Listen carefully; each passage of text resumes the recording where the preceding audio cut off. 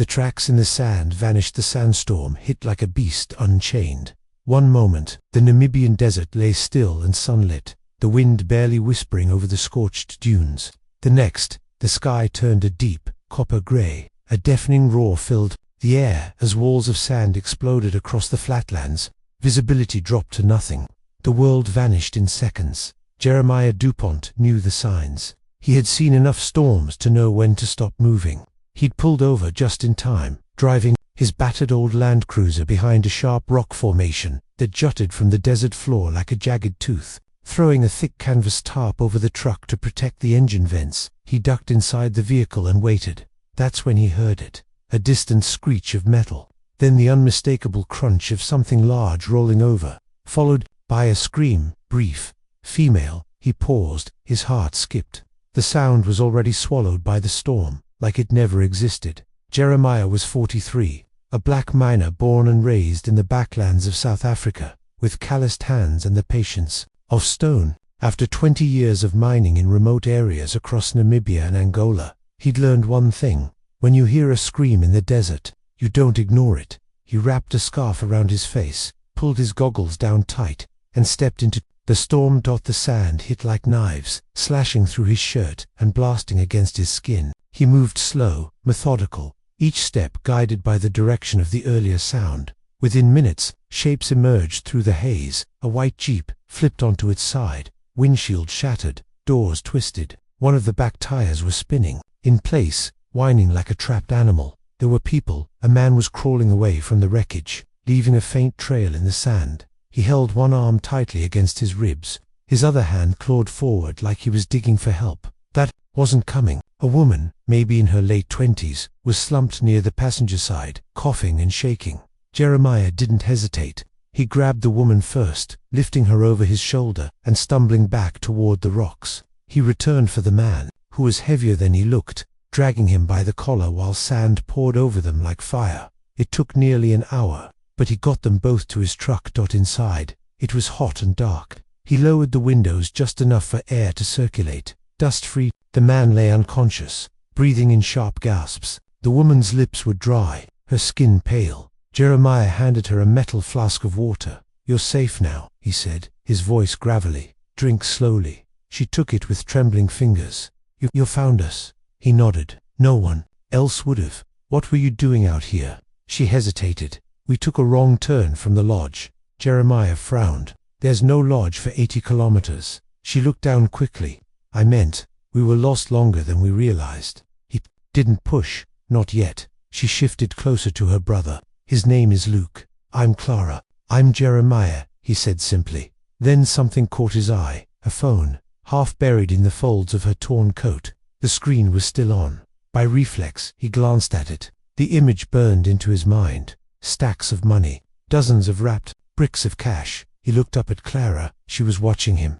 Her smile didn't reach her eyes. "You've got a good heart," she said softly. "Not many would risk their life for strangers." Jeremiah gave a small, dry laugh. "You two don't look like lost tourists." She blinked slowly. "What makes you say that? I've seen desperate. I've seen scared. But you—" He paused. "You're planning something. Even now." She didn't answer. That night, the storm continued to rage. The radio wouldn't catch signal, just static. Jeremiah tried twice more before giving up.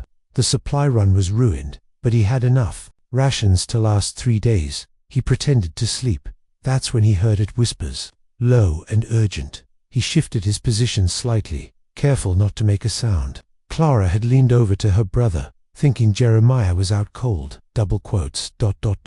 "We'll do it tomorrow morning," she whispered. "As soon as the light breaks." Luke's voice was weaker, strained. "You sure? We can't let him find the bags." A pause. "He wasn't supposed to be here." Silence. Then Clara added something that made Jeremiah's gut twist. "Once the storm clears, we finish it."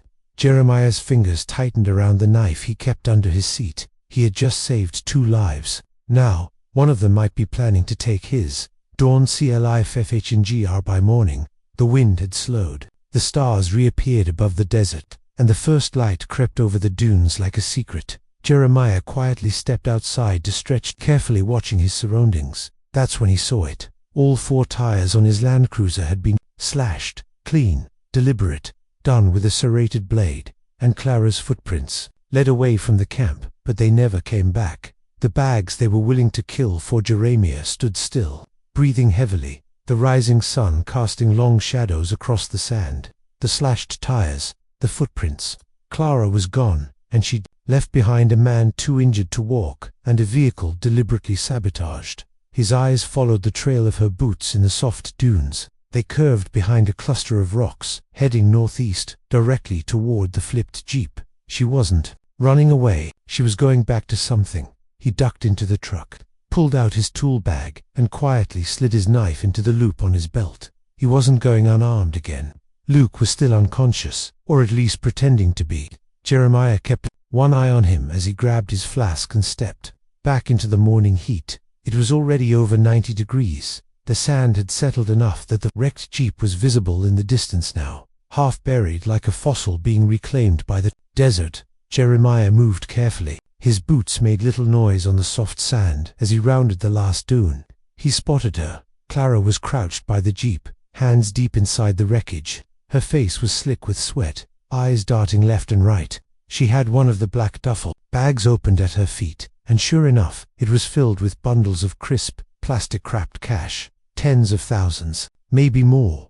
Jeremiah stayed low, watched Clara yank out another bag, zipped it halfway, then glanced around nervously. That's when she pulled something else from her pocket, a satellite phone, so she had communication all along. She turned away, speaking into the device. Jeremiah couldn't make out the words, but her tone was urgent, sharp. Not the voice of someone stranded and desperate. The voice of someone coordinating something big. She's not just running, she's leading something. Then she froze. She turned slowly and met Jeremiah's eyes. Neither moved for a second. Then she clicked the sat phone off and stood, her face unreadable. "You followed me," she said calmly. "You slashed my tires," he replied. A beat of silence. The wind picked up. Clara nodded slightly, like she was admitting a truth neither of them wanted to say aloud. "I didn't want to. But you saw too much." Jeremiah stepped closer. "I saw two people about to die in a storm. I saved your lives. That's what I saw." Clara's jaw clenched. "You weren't supposed to be out here. We chose this route because no one comes through. We had it timed. We only needed one more night." He glanced at the bags. "Drug money." She gave a cold smile. "Worse. Corporate. Blackmail. Files. Passwords. Footage. Luke used to work security at the wrong company. He downloaded something he shouldn't have. We were paid to deliver the drives, and the cash was insurance. Problem is, someone's been tracking us ever since, and now they're coming." Clara looked toward the horizon. "Probably already here." Jeremiah exhaled slowly. "So your plan was to kill me before they found you?" "No," she said. "My plan was to survive." Then she added, quietly, "But if it comes down to it, yes, I'd do what I had to." Jeremiah stared at her, not with hate, but with something close to sorrow. "You've already decided you're beyond saving." She flinched at that, but didn't respond. "Let me help you," he said suddenly. "Not the money, not the drives, just keep you alive." "You'd help me?" she asked, shocked. "After everything?" "I'm not doing it for you," he said. "I'm doing it because I don't leave people behind, even when they don't deserve it." That made her look down, but before she could respond, a low growl of an engine broke the silence.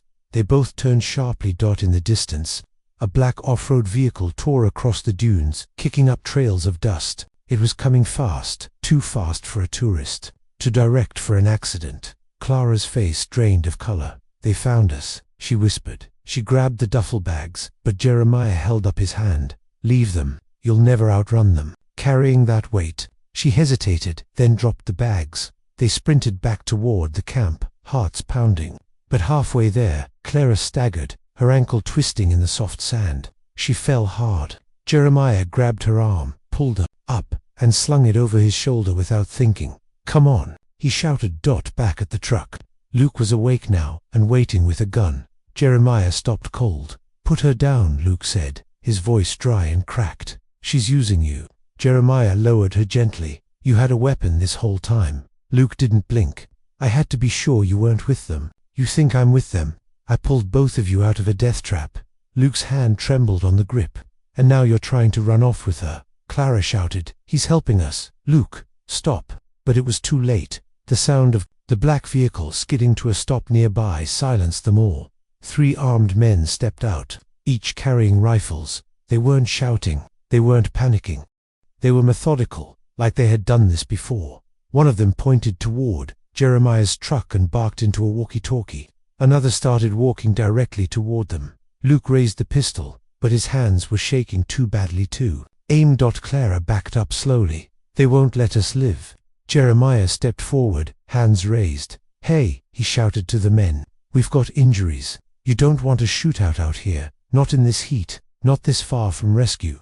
The leader stopped. Then, to Jeremiah's surprise, he smiled. "We don't need a shootout," he said, then pointed at Jeremiah. "We just need him." The stranger they were really hunting the desert stood still for one impossible second. Then Clara whispered, "They want you." Jeremiah didn't answer. His eyes never left the men. The leader of the group, tall, sunburned skin, eyes hidden behind military-grade sunglasses, stepped forward with calculated ease. He was confident, too confident, not like a man trying to clean up a mess, more like someone who'd planned the mess all along. "You're Jeremiah DuPont, right?" the man said casually. "Ex-miner, former contractor, one-time transport driver for Tamba Mines International." Jeremiah's fists clenched.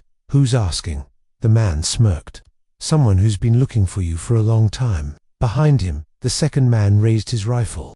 The third one circled toward the bag still lying near the wrecked jeep. Clara looked at Jeremiah, stunned. "You worked for Tamba, the mining giant." Jeremiah said nothing. He was remembering a different sandstorm, a different mine, and a shipment that went missing. 6 years ago, Jeremiah had been a freelance contractor for Tamba Mines, transporting classified cargo between satellite dig sites near the Angolan border. One run had gone wrong. A shipment, supposedly just equipment, had disappeared during a desert transfer. Jeremiah had reported it stolen, filed the necessary papers, but someone inside the company had painted him as the thief. They'd let him walk, quietly, no charges, no investigation, but they never forgot. The man in sunglasses raised his hand. "We're not here for your friends, or the money, or the drives. We're here for you, Mr. DuPont. You know why?" Jeremiah said firmly, "If you think I stole something, prove it." The man chuckled. "Not stolen, exposed." Now Clara was watching him differently. "What's he talking about?" Jeremiah exhaled. "That shipment, it wasn't tools. It was evidence. Photos, documents. They were dumping waste, poisoning entire villages near the mines. I didn't steal it. I leaked it, sent it to 2 journalists and disappeared." Clara blinked, stunned. "That's why they buried your name. You were a whistleblower." The man with the rifle spoke for the first time. "Too bad you didn't stay buried." Jeremiah stepped in front of Clara and Luke. "You'll have to kill me to shut me up now." But the leader only grinned. "We don't need to kill you, Jeremiah. We just need you to come back, quietly, alive." He pulled a small tablet from his vest pocket, turned the screen toward them. It showed an image of a young black woman, barely 20, with Jeremiah's nose and his stubborn jawline. The name below it read, Naomi DuPont, 21, Cape Town University. Clara gasped. Jeremiah's heart stopped. "What did you do?" "We found her 2 days ago," the man said coldly. "We didn't touch her yet. She's safe. But you don't come with us. That changes." Clara's hand moved slowly toward the pistol Luke had dropped. Jeremiah subtly placed his foot over it. He couldn't breathe. He had kept his daughter a secret from everyone after the fallout. Naomi was the only good thing he had left, and now these people had found her. The man added, "You can still be a father. Come with us. Give us what we want." Jeremiah's voice was rough. "I don't have anything left to give you." The man's smile faded. "Then we take her instead." Clara suddenly lunged sideways, grabbing the pistol from under Jeremiah's foot. The rifleman turned at the sound, raising his weapon. Clara didn't hesitate. She fired twice. The first shot hit the sand. The second hit the rifleman in the thigh. He screamed and dropped his gun. Chaos erupted. Jeremiah tackled the leader, slamming him into the sand.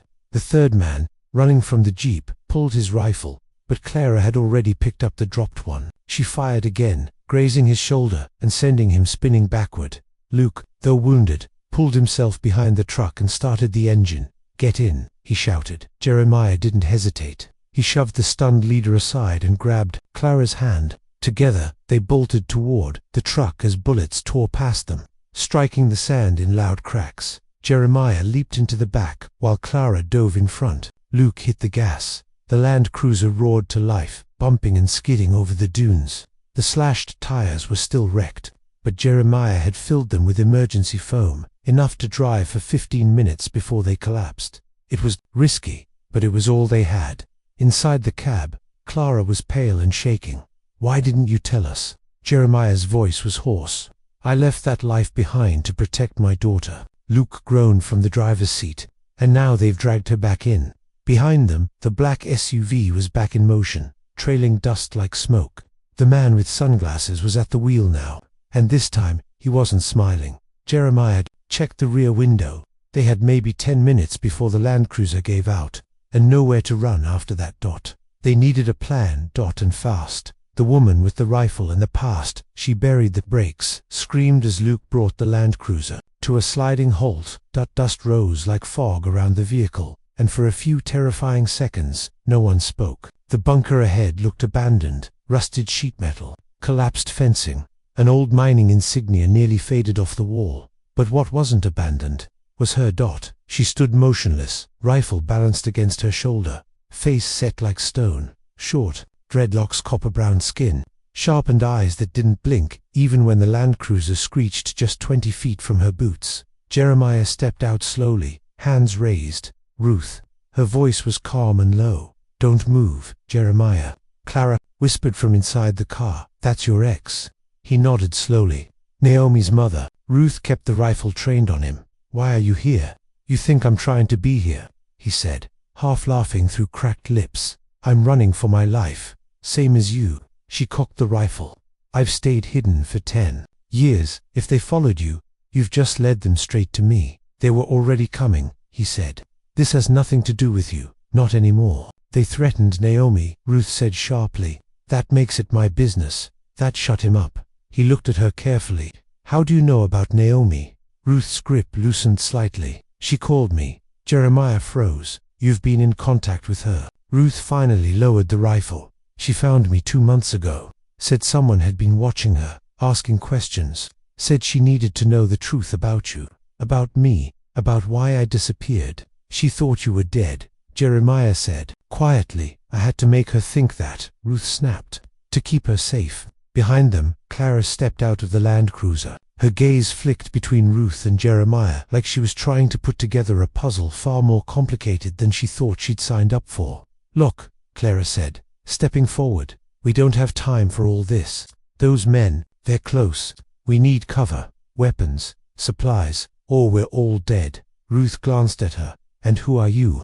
"The one who shot one of them," Clara replied calmly. Ruth didn't smile, but she did step aside and nod toward the bunker. "Get inside now." The moment they stepped in, Jeremiah was hit with memories: rusted crates, broken generators, the thick smell of metal and oil. It hadn't been touched in years, but someone, Ruth, had clearly been living here. A cot in the corner, lanterns, maps, a shortwave radio, half assembled. Luke slumped onto a crate, groaning. His shirt was soaked in blood, where the seatbelt had rubbed across his wound. "I need to patch him up," Clara said, digging through a med bag. Ruth handed her a small first aid box. "Use what you need, and quickly." Jeremiah turned to Ruth. "How long have you been hiding here?" "Since the fallout," she said. "After you leaked the documents, I knew they'd come after anyone close to you. They didn't know about Naomi yet, but it was only a matter of time. So I disappeared, changed my name, lived off the radar." "You never told me," he said. "I couldn't," she replied, "because you would have come looking, and you're not exactly subtle." Jeremiah laughed bitterly. "You're not wrong." Suddenly, the radio on the table crackled to life. A male voice, gruff, deliberate, echoed through the bunker. "Mr. DuPont, we know where you are." Everyone froze. "You've got something we want, and you've got 30 minutes to come out, or we'll smoke you out." Ruth's eyes darkened. "They found the signal." "We weren't broadcasting," Clara said. Ruth looked down at the sat phone Clara still carried. Her expression hardened. "Unless that thing's been pinging satellites since the moment you turned it on." Clara went pale. I shut it off." "No," Ruth said coldly. You turned off the screen. It's still live. Jeremiah grabbed it and smashed it against the wall. Too late, Ruth said. They're already outside. Jeremiah turned to her. We have weapons. 3 rifles, minimal ammo, 1 flare gun, no grenades. He turned to Clara. You know how to shoot. Better than I cook. Luke groaned from the crate. I'm useless like this, but I can still pull a trigger. Ruth moved to the map on the wall. It showed old mining tunnels beneath the sand. There's a shaft out the back, she said. Leads to a crawl space. Narrow, dangerous, but it comes out half a mile east. If one of us distracts them, the rest can escape. Jeremiah didn't hesitate. I'll be the distraction. Ruth looked at him. No, I will. Ruth, they want you, not me. If I lead them away, they'll chase. You get Naomi's location, get to Cape Town, and get her out. Clara stared at her. Why are you willing to risk your life? Ruth looked at Jeremiah, and for the first time, something soft flickered in her eyes. Regret, maybe, or love that never fully burned out. Because I left once, she said. I won't leave again. Jeremiah's voice cracked. Don't do this. She gripped his hand, strong, steady. Protect our daughter. Then she was gone. Outside, the sound of her footsteps vanished into the sand. Moments later, they heard shouting, engines revving, gunfire. Jeremiah opened the hidden trapdoor and led Clara and Luke into the tunnel. Narrow, tight, suffocating. The smell of old minerals filled their lungs. Sand trickled from the ceiling, but it was hope. It was escape. Halfway through, Clara whispered, Do you think she'll survive? Jeremiah didn't answer, because he didn't know. The smoke, the secrets, and the final betrayal. The sun beat down like punishment from above. Jeremiah crouched on the ridge, staring at the smoke curling into the sky, dark, heavy, and silent. It rose in twisting ribbons from the place where the bunker had stood just minutes before. There were no gunshots now. No voices, no sign of Ruth. Only smoke. She didn't make it, Clara said quietly behind him. Jeremiah's hands curled into fists. You don't know that. She stayed behind to buy us time, she whispered, and they didn't come after us. That means they think she was you. Luke, pale and still bleeding, groaned as Clara helped him across the uneven sand. We need shelter, she said, and a signal. We have to warn Naomi. Jeremiah nodded, eyes still locked on the rising smoke.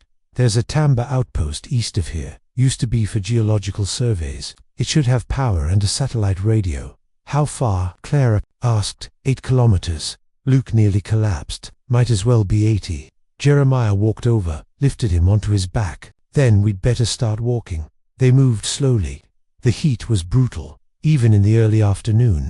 Jeremiah carried Luke like a soldier hauling a fallen brother. Clara stayed close, her eyes always scanning the horizon. Her instincts were sharp now. The hunted had become the hunter. By dusk, the sun turned blood-ringed and dipped behind the dunes. They reached the outpost as the stars emerged. It was little more than a rusted structure half buried in sand. A radio tower, a locked gate, a metal hatch covered in dust. Jeremiah pried the door open with a crowbar. Inside was darkness and silence, but power still flowed through the generator. And tucked in the back room, next to an old cot and a dry water tank, was a functioning satellite station. Jeremiah activated it and scanned frequencies, then locked onto a secure line. A voice crackled through. Secure channel, identify. This is Jeremiah DuPont, he said. Urgent request. My daughter is being targeted. Naomi DuPont, Cape Town. You need to get her to protective custody, now. A pause, then, confirmed. She's already been extracted. Jeremiah froze. What? The voice returned, clearer now. 2 agents took her into custody 3 hours ago. Safe location. She's asking for you. Jeremiah let out a breath he didn't know he was holding. Clara grinned. She's safe. But then, the voice on the radio added something else. And we have someone else here who says she knows you. Jeremiah leaned in. Who? She identified herself as Ruth said to tell you, I'm not done fighting yet. Jeremiah closed his eyes. She made it. He didn't say anything for a long time. He just sat there in the silence, letting it wash over him like water on scorched earth. Clara leaned against the wall beside him. She's a warrior. She always was, Jeremiah said. She was the brave one. I just carried the shovel. No, Clara said softly. You carried the burden. Luke was asleep now, his body too exhausted to keep up with the adrenaline. For a few precious minutes, there was peace, until Clara asked the one question that had been hanging over them since the beginning.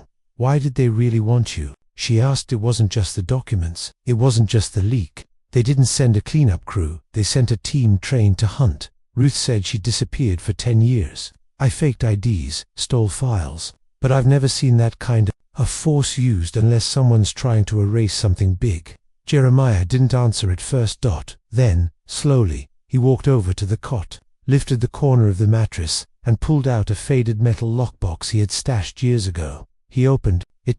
Inside was a small silver USB drive. I kept a copy, he said. Not of everything, just one file. A list of names, executives, politicians, a few generals. All of them knew what was happening at the Tamba sites. All of them got paid to look the other way. Clara stared at it. Why didn't you give it to the press back then? I tried, he said. But they got to the journalists. One died in a car crash. The other disappeared. After that, I ran, buried this, cut ties with everyone. Clara stepped closer. We could still release it. You sure you want to do that? He asked. Because once it's out, they'll come again.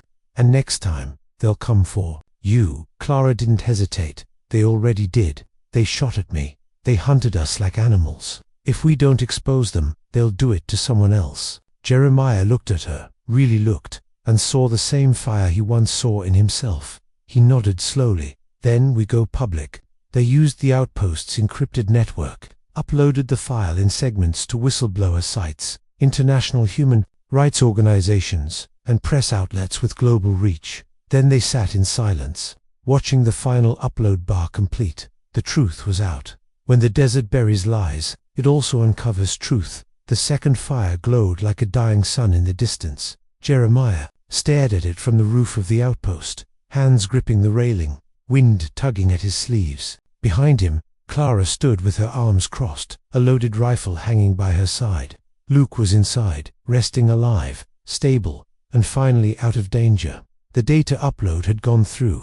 The truth about Tamba mines was now public, flooding news, outlets, forums, and international watchdogs. But their enemies weren't done.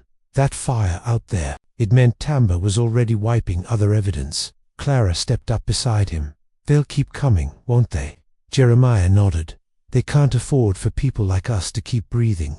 But the files are out, she said. Even if they kill us, it's too late. He looked at her. Yeah, but you saw how fast they moved. They'll twist it, say it's fake, claim we're liars, criminals. They'll buy off whoever they need to. Clara was silent for a moment. Then she whispered, so we finish what we started. Jeremiah turned. Her eyes burned with purpose. We testify, in court, in public. We talk to every reporter who will listen, she said. We turn this from data ... into faces, into stories, into names they can't erase. He studied her. This woman who, days ago, had dragged a bloodied bag of blackmail cash through the desert, now, hardened, focused, no longer just surviving, but fighting. You sure? He asked. She smiled faintly. I came out here to deliver stolen secrets for a payday. Now I want to expose real monsters. Jeremiah exhaled through his nose. Then we go to Cape Town. Just then, the radio inside crackled again. Clara darted in. Jeremiah, following ... The voice on the line was female.com. Sharp. This is Captain Masando of the International Corruption Task Force. Am I speaking to Mr. DuPont? Jeremiah picked up. You are. We received your data drop, she said. And I'll be honest, you've stirred up a lot. Half of it was already redacted by the time we got there. But what remained? It's damning. Jeremiah tightened his grip. We're ready to testify. And your daughter? She asked. His throat caught. Is she safe? She's here, Masando said gently. She's been incredibly brave. She wants to see you. He almost dropped the radio. We're flying out tonight, he said. We'll be there by morning.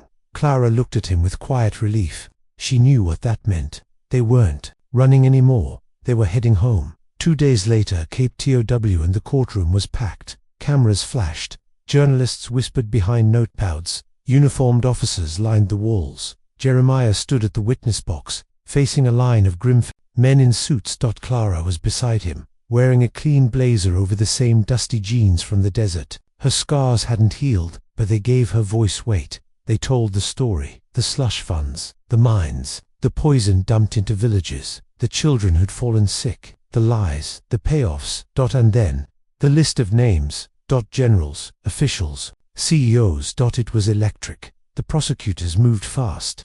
Arrests began within hours. One of the executives tried to flee the country and was caught on the tarmac. Another had already burned his files, but the leaked copy was enough to charge him. Naomi watched from the gallery. She hadn't said much since Jeremiah arrived. Just ran to him when they reunited and cried in his arms like she had as a child. Ruth sat next to her, silent, strong, her hand clasped tightly around her daughter's, their broken family. Together again. 1 week later, final Esira and Jeremiah stood on a quiet street in Cape Town, overlooking the sea. Clara stood beside him, arms folded, wind in her hair. "They tried to kill you," she said. "You could disappear. No one would blame you." He smiled faintly. "I did that already, for too long, and now, I tell the truth, every time I'm asked, no matter the danger, no more hiding." She looked at him. "You really think that changes anything?" He turned to her. "It changes me." She didn't speak for a moment, then said, "I'm going back to that girl's village, the one we passed by, the one near the poisoned river. I want to help rebuild." He looked surprised. "You're not going back to the city?" Clara shook her head. "No, I was running there. Now I'm walking forward." He smiled deeply. They said goodbye like old soldiers, not with hugs, but with respect. Then Jeremiah turned to head down the hill. Naomi was waiting at the bottom, next to Ruth, holding a notebook. She called out, "Dad." He turned. She smiled. "Will you tell me the whole story now?" He walked over and took the notebook from her hand. "No," he said, then opened it. "I'll help you write it." Final emotional message and life lesson. Sometimes the people we save are the ones who save us, and sometimes the pain we carry was never a burden. It was the seed of justice the world was waiting for, because truth doesn't stay buried forever. Not in the desert, not in the heart. The end.